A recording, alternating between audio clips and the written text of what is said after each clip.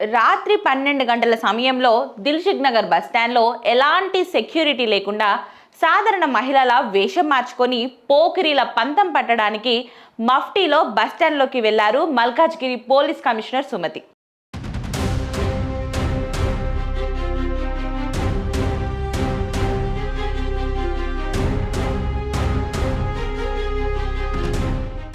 Malkajgiri police కమిషనర్గా బాధ్యతలు తీసుకున్న వెంటనే ఐపీఎస్ సుమతి గ్రౌండ్ లెవెల్ పరిస్థితులపై దృష్టి పెట్టారు.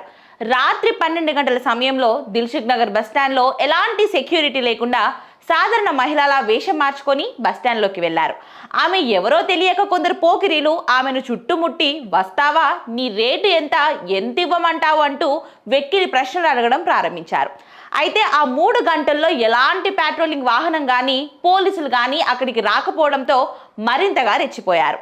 అక్కడ ఉన్న వారిలో ఎక్కువ మంది విద్యార్థులు, ఉద్యోగార్థులు మద్యం మరియు గంజాయి మత్తులో ఉన్నట్లు ఆమె గుర్తించారు. 3:30 గంటల తర్వాత ఒక బీట్ కానిస్టేబుల్ అక్కడికి రావడంతో ఆమె గుర్తింపు బయటపడింది. వెంటనే ఎస్ఐ వచ్చి సెల్యూట్ చేయడంతో ఆమె ఐపీఎస్ కమిషనర్ సుమతి అని తెలిసింది. మొత్తం దాదాపు 40 మంది పోకిరీలను పోలీసులు అదుపులోకి తీసుకొని వారికి కౌన్సిలింగ్ ఇచ్చారు. మద్యం, గంజాయి అలవాట్లు, రోడ్లపై అసభ్య ప్రవర్తనపై వారికి గట్టి హెచ్చరికలు జారీ చేశారు.